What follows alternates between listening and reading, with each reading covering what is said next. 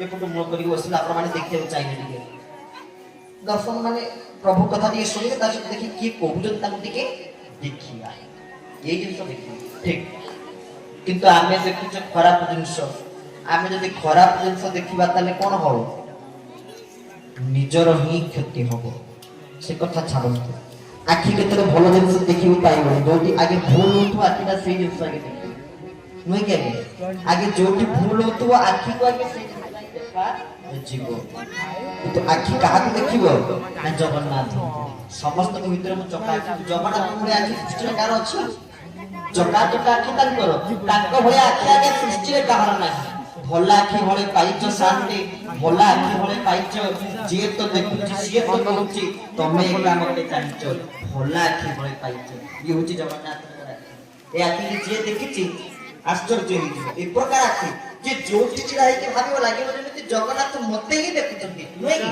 ଇଏ ହଉଛି ମହାପ୍ରଭୁ ଶ୍ରୀ ଜଗନ୍ନାଥଙ୍କର ଚକ୍ଷୁ ଶଶୀ ସୂର୍ଯ୍ୟ ନେତ୍ର ଗୋଟିଏ ନେତ୍ର ହଉଛନ୍ତି ସୂର୍ଯ୍ୟ ଆଉ ଗୋଟିଏ ନେତ୍ର ହଉଛନ୍ତି ଚନ୍ଦ୍ର ଇଏ ହଉଛି ଜଗନ୍ନାଥ ମହାପ୍ରଭୁଙ୍କର ଦୁଇଟି ନେତ୍ର ଗୋଟିଏ ନେତ୍ରରୁ ସୂର୍ଯ୍ୟ ସୃଷ୍ଟି ହେଇଛନ୍ତି ଆଉ ଗୋଟିଏ ନେତ୍ରରୁ ଚନ୍ଦ୍ର ସୃଷ୍ଟି ହେଇଛନ୍ତି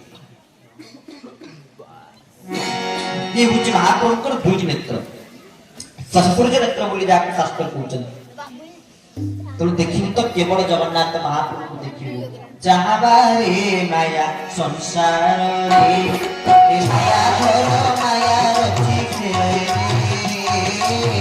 ଯାହା ବାରେ ମାୟା ସଂସାରରେ ଆହା ବାପ ଭାଇ ଶିଶୁ ରୂପେ ସେ ଖେଳଇ ବାପ ଭାଇ ଶିଶୁ ରୂପେ ସେ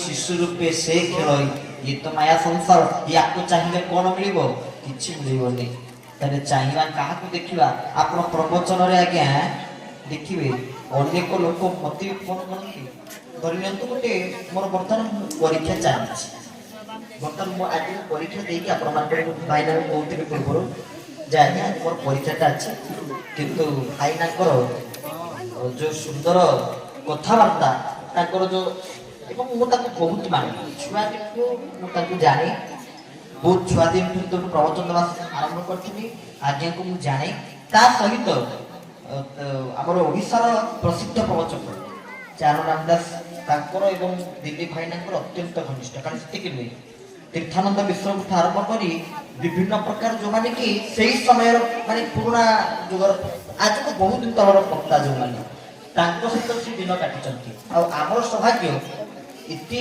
ज्ञानी सहित से दिन काटी आम संग लाभ कर सौभाग्य लाभ पाई जगन्नाथ दयालु आशीर्वाद भिक्षा कर सर्वदा भाई ना मत आशीर्वाद रखिथे एमती आशीर्वाद दृष्टि मत चाहिए ये प्रार्थना करेंगे पाद पड़े माँ बापा मैंने आम देखा तो केवल भल जिनस को देखा चक्षु प्रथम कही चर्म भगवान जिनस प्रभु श्रीअंग संग को स्पर्श कर जिह्वा भगवान नाम संकीर्तन करेंगे भगवान प्रसाद भोजन करेंगे चक्षु एकमात्र समस्त परमात्मा निज निजर इष्ट को दर्शन करेंगे कर्म कान ये प्रवचन चली आप कहले मो भाया तथा मो निज कथा मो भाया माया भी संसार कौन ना प्रवचन चलती आगे छुआ पार्टी कर मत आगे सी पार्टी करने शुणा से कौन बस कथबार्ता होती आगे से मत शुणा ये प्रवचन चली हरि कथा चली भगवान कथा चली ये पाखे कौटी जदि दी जन आसी पाटी तुल करुवे झगड़ा करुवे क्या मन प्रवचन भितर रही आगे से झगड़ा कति कली कति समस्त को मन जीव ना जीवनी ये कर्मर विषय भल कथा जानी लोक आगे न शुणिकी गोटे खराब कथा हो लोक आगे देखिए ସେତିକି ନୁହେଁ, ପ୍ରବଚନରେ ଆପଣ 100 ଠିକ କଥା କହିଥିବେ, ଯଦି କୋଉଠି ଗୋଟିଏ ଭୁଲ କରିଦେଇଛନ୍ତି ଲୋକ ସେଇଟାକୁ ମନେ ରଖିଥିବେ, ସେଇଟାକୁ ମନେ ରଖିଥିବେ। କେମିତି ପ୍ରବଚନ ଶୈଳୀ ତାକୁ ଆସି ଟିକେ ଜଣେଇବି ଯେ ଆଜ୍ଞା ଏଇଟା ଆଜି ଭୁଲ କହିଦେଲେ ବୋଲି। ମତେ ଦିନେ ଯେମିତି ଗୋଟେ କୋଉଠି କୋଉ ଜାଗାରେ ଶ୍ଲୋକଟିଏ ଭୁଲ କରିଦେଇଛି ବୋଲି ମତେ କହିଲେ ଆଜ୍ଞା ଏଠି ଟିକେ ଏଇ ବିସର୍ଗଟା ହବ ଆଉ ଟିକେ ଭୁଲ କରିଦେଲେ ଆପଣ। ହଁ ଜାଣିନି, ପିଲା ଲୋକ ଆଉ ବୟସରେ କେତେ ସାନ ହେବି, ଠାକୁରେ ଯାହା କଣ୍ଠରେ ବସୁଛନ୍ତି କହିବା କଥା ନା, କହିଲେ ମୁଁ ଆଉ କଣ ଆଜ୍ଞା ଜାଣିଛି। ଆଉ ତାକୁ ସେଇଠି ଗୋଟେ କଥା ପଚାରିଛି, କହିଲେ ଆଚ୍ଛା ଏ ତ ଗୋଟିଏ ଶ୍ଲୋକ ସିନା ଭୁଲ ଗାଇଦେଇଛି, ପ୍ରବଚନ ଭିତରେ ଆସିବ 10-15ଟି ଖଣ୍ଡେ ଶ୍ଲୋକ ଗାଇଥିଲି ନିଶ୍ଚିତ। ଗୋଟିଏ ଶ୍ଲୋକ ଦେଖିବା ଶୁଣେଇଲେ ଆଉ କଣ ଶୁଣୁଛନ୍ତି ନା, ସେଇ ତ ଆପଣଙ୍କ ଭୁଲଟାକୁ ଧରିଛି ଯେ ସେଇଟା କହିବି ବୋଲି ଭାବି କଣ ପ୍ରବଚନ ଦଉଛନ୍ତି ସେଇଟା ମୋର ଶୁଣିବାକୁ ମନେ ନାହିଁ। ଆପଣ କଣ କହୁଛନ୍ତି ମୁଁ ମୋର ଲକ୍ଷ୍ୟ ତା ଭିତରେ ନାହିଁ, କେମିତି ପ୍ରବଚନ ସରିବ ଭୁଲଟା ମୁଁ ଆପଣଙ୍କୁ କହିବି ଆଉ ତା ଭିତରେ ମୁଁ ଶୁଣିନି ଆଉ କଣ। ଇଏ ହଉଛି କର୍ମର ବିଷୟ, ଖରାପ କଥା ଲୋକ ଆଗେ ଶୁଣିବେ। ଗୋଟେ କୋଚିଂ ସେଣ୍ଟରରେ ସାର୍ ଦିନେ କଣ କଲେ, ଛୁଆମାନେ ଛାତ୍ରମାନେ ସବୁ ଆଗରେ ବସିଛନ୍ତି, ଧଳା କାଗଜ ଟାଣିଲେ, ତା ଭିତରେ ଗୋଟେ ଛୋଟିଆ ବିନ୍ଦୁଟେ କରିଦେଲେ, କହିଲେ ପିଲେ କଣ ଦେଖୁଛ? ପିଲାମାନେ ହାତ ଟେକିଲେ, କହିଲେ ସାରେ ଗୋଟେ ବିନ୍ଦୁଟିଏ ଦେଖୁଛୁ ଆଉ କଣ। ସାର୍ ମୁଣ୍ଡରେ ହାତ ମାରିଲେ, କହିଲେ ଆରେ କଣ ଏତେ ବଡ ଧଳା କାଗଜଟିଏ କାହାକୁ ଦେଖାଗଲାନି, ତା ଭିତରେ ଛୋଟିଆ ବିନ୍ଦୁଟେ ଦେଖାଗଲା। ଲୋକ 100ଟି କରିଥିବେ, ତା ଭିତରେ ଯଦି କୋଉଠି ତ୍ରୁଟି ହେଇଯାଇଥିବ, ଭୁଲ ହେଇଯାଇଥିବ, ଲୋକ ଆଗେ ପ୍ରଥମେ ତାକୁ ହିଁ ଦେଖିବେ। ଇଏ ହଉଛି କର୍ମର ବିଷୟ। ତୋର କାନ ମିଳୁଛି ମାନେ କଣ କରିବା? ଆଜେ ବାଜେ କଥା ଶୁଣିକି ଆମେ କାନକୁ ଅପବିତ୍ର କରିବା ନାହିଁ। ତେଣୁ କାନ ମିଳୁଛି ମାନେ କଣ କରିବା? ଭଗବାନଙ୍କ ସେବାରେ ନିୟୋଜିତ କରିଦେବା।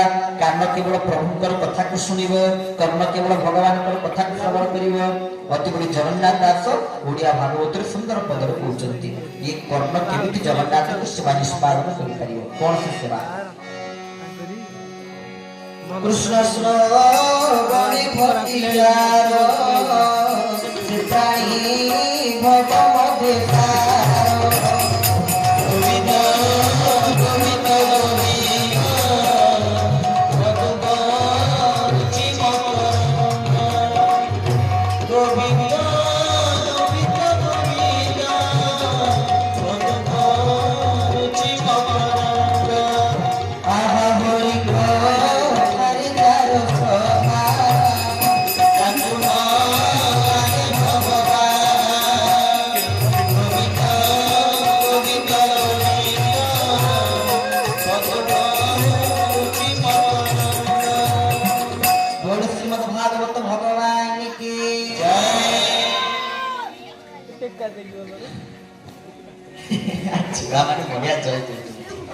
କୃଷ୍ଣ ଶ୍ରବଣେ ଭକ୍ତି ଯାର ସେ ପ୍ରାଣୀ ଭବ ମଧ୍ୟ ସାର।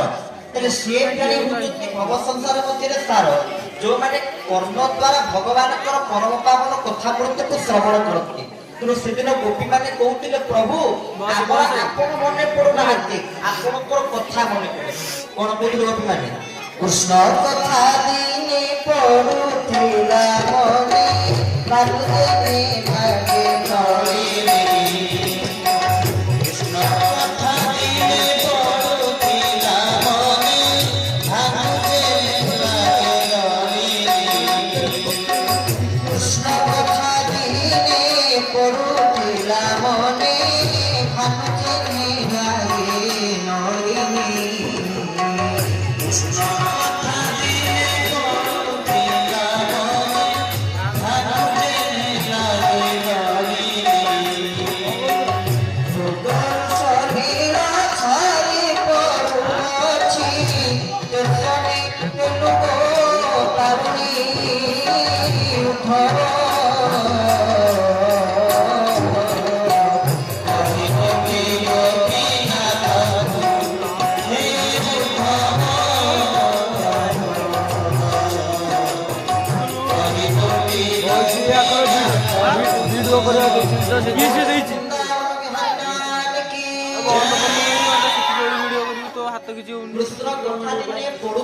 ଅଧଘଣ୍ଟା ନାଇଁ ଭିଡିଓ